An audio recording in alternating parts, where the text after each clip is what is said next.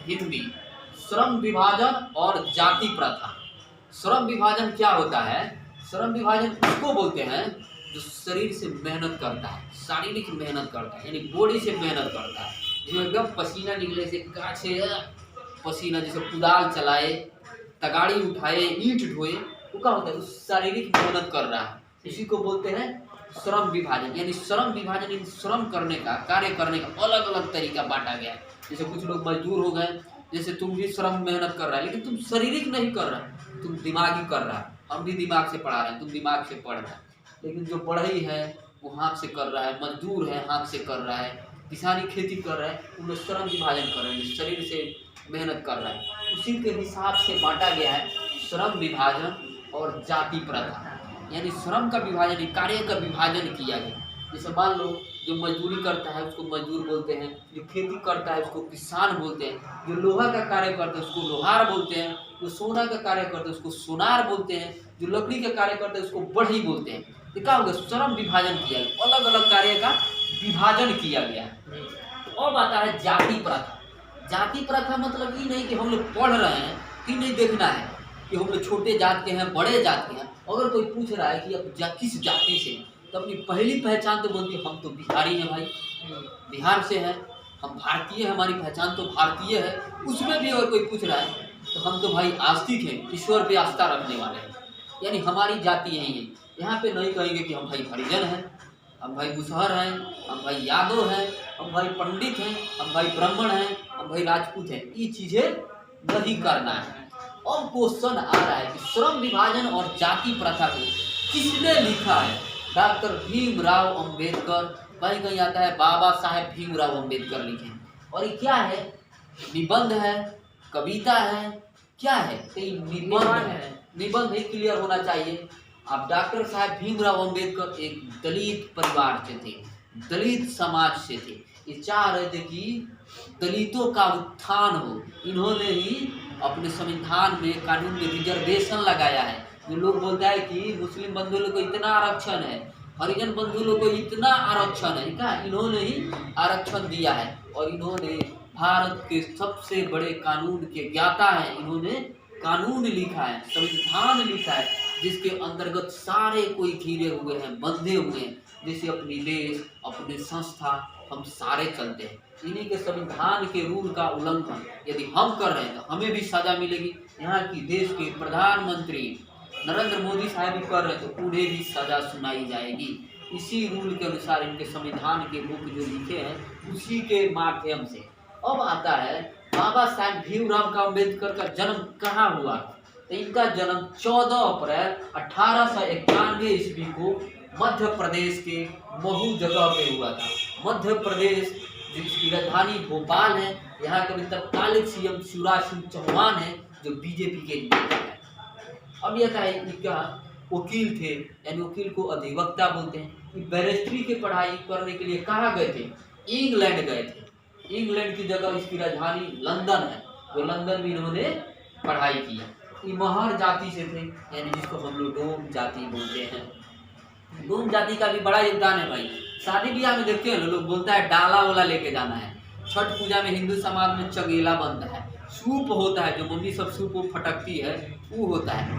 यानी इनकी भी बड़ी जरूरत है। सबका कार्य अलग अलग है। जैसे हम लोग पढ़ रहे हैं श्रम विभाजन, यानी अपने अपने श्रम से कार्य को बंटवारा कर लिया है। जैसे इनकी कार्य है डाला बनाना, मोची साहब लोग की काम है चप्पल जूता सीना। उनका अलग अलग श्रम है, अलग अलग कार्य है। लेकिन कोई नहीं समझना है कि कौन सा कार्य छोटा है, कौन सा कार्य बड़ा है। अरे मूवी देखा है लोग, शाहरुख खान का मूवी बोलता है, शाहरुख खान बोलता है कि अम्मी जान बोलती है कि कोई काम छोटा नहीं है, यानी कोई काम छोटा नहीं है। जो भी काम करना है एकदम दिल से करना है, मेहनत से करना है, इसमें जरूर सफलता मिलेगी। जैसे आप पढ़ रहे हैं तो एकदम दिलो दिमाग से पढ़िए। हम पढ़ा रहे हैं तो हमारी जिम्मेदारी बनती है सही ढंग से पढ़ाएं, दिलो दिमाग से पढ़ाएं। अब आता है कि 15 वर्ष की अवस्था में थे तो इनकी शादी हो गई। उस टाइम पहले बहुत बाल विवाह था, बहुत पहले ही शादी हो जाता। आज देखता है लोग, उस टाइम कोई मम्मी पापा से बोलिए नहीं सकता ना हम शादी न करेंगे, एक बार हाँ पढ़ेंगे उसके बाद शादी करेंगे। यहाँ तक कि अभी धीरे धीरे बच्ची सब लोग में होता है कि नहीं बोलता है, लेकिन क्या है बच्ची सब भी आजकल धीरे धीरे खुल के बोलना शुरू किया। कि मम्मी पापा अम्मी अब्बू हम लोग पढ़ाई करेंगे, उसके बाद शादी कीजिएगा, अपने पैर पर खड़ा होंगे तो शादी करेंगे। इससे आप बेनिफिट है क्या? अगर जॉब हो जाए, पापा आपकी दहेज बच जाएगी, नहीं तो आपको 50 लाख देना पड़ेगा। बिहार और यूपी में दहेज काफ़ी चरम सीमा पे है, इससे भी अपनी की मुक्ति मिलेगी। अब आता है गौतम सॉरी बाबा साहब भीमराव अम्बेडकर के सबसे मतलब करीबी कौन थे, या उनके बाबा साहब भीमराव अम्बेडकर उनके भक्त थे या उनके अनुयायी थे या उनको पालन करते थे, उनको अनुसरण करते थे? उसमें थे गौतम बुद्ध, जिनको लोग भगवान बुद्ध भी बोलते हैं, कबीर बोलते हैं, एक कबीर हैं, और ज्योतिबा फूले हैं। और गौतम बुद्ध का नाम सुना हो गया, बचपन का नाम इनका सिद्धार्थ था। ये अपने बिहार से करीबी नेपाल की तराई लुम्बिनी जगह है, वहाँ पे पैदा हुए थे। और गौतम बुद्ध काफ़ी बड़े संत थे। इनका मतलब बोधि वृक्ष का नाम सुना है? बोधि वृक्ष बोलते हैं बरगद के पेड़ को, जो बिहार की प्रतीक चिन्ह है बोधि वृक्ष। इनको ज्ञान की प्राप्ति हुई है बोध गया में, जहाँ लोग बोलता है अपने अपने पूर्वजों का किया जाता है, पिंड दान किया जाता है। यानी पिंड दान का मतलब समझता है, जैसे पूर्वज मर गए, जैसे बाबा जी मर गए, नाना जी मर गए, फलानवा मर गए, चिलनवा मर गए, उनकी आत्मा भटके नहीं, तृप्त हो जाए, यानी शांत हो जाए। नहीं तृप्त होता है तो बोलते रहे भूत बन गया है, पिचास बन गया, घर पे पत्थर मार रहा है, ढेला मार रहा है, वही चीजें हैं। आई गौतम बुद्ध थे, तुम लोग पढ़ा होगा 5 क्लास के पेपर में कि उंगली मार एक डाकू था, उसमें भी इन्होंने ही उसको प्रश्नजीत एक राजा थे, उनके माध्यम से उंगली मार को पकड़ा गया। इन्हीं का था कि अगर तुम उंगली को जोड़ नहीं सकते हो तो तोड़ते क्यों हो? इन्हीं का संदेश है गौतम बुद्ध का। और आते हैं कबीरदास, जिनको संत कबीरदास बोलते हैं। इनके भी काफ़ी करीबी रहे, चाहे संत कबीर को फॉलो करते थे, अनुसरण करते थे। कौन? बाबा साहेब भीमराव अम्बेडकर या डॉक्टर भीमराव अम्बेडकर भी बोलते हैं। तो संत कबीर थे, ये बोला जाता है कि जुल्हा परिवार से थे। समझे? जुल्हा परिवार यानी बोलते हैं जो हम लोग उसको बोल सकते हैं मुस्लिम जात से होते हैं, और जो कपड़ा धोने का कार्य करते थे। तो इनको इस नदी में मिले थे या पोखर में मिले थे, इनको पाला पोसा गया। तो इन्होंने बहुत अच्छे अच्छे किताब लिखे। हम लोग कबीरदास की वाणी सुनते हैं, लोग जो गाना बजता है कबीरदास की है, कबीरा जैसे भी हो, बहुत सारे इनके श्लोक हैं। और जब ये मरे तो हिंदू और मुस्लिम में बकझक हो गई।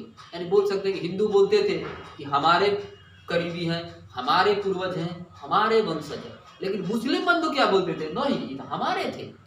तो देखा गया कि ऐसे सुनने को मिलता है लोक श्रोता के माध्यम से कि जब इनके जो श्मशान है या जो क्या बोलते हैं पछाटी बोलते हैं, या जो भी रहते हैं जिसपे शव को लेटाया जाता है, वहाँ देखा गया उनके कफन हटाया गया तो वहाँ पे क्या मिला? फूल मिला। तो हुआ कि कुछ हिंदू बांट ले, कुछ मुस्लिम बांट ले। तो कहा जाता है कबीरदास न हिंदू थे न मुस्लिम थे, खुदा या भगवान के संतान थे या उनके अंश थे। और बातें हैं ज्योतिबा फूले, इन्होंने शिक्षा के योगदान में और गरीब पिछड़ों को काफ़ी उत्थान का कार्य किया। और आता है बाबा साहब भीमराव अम्बेडकर, बहुत सारा बुक लिखे हैं, लेकिन उनमें सबसे फेमस क्या है? The caste in India.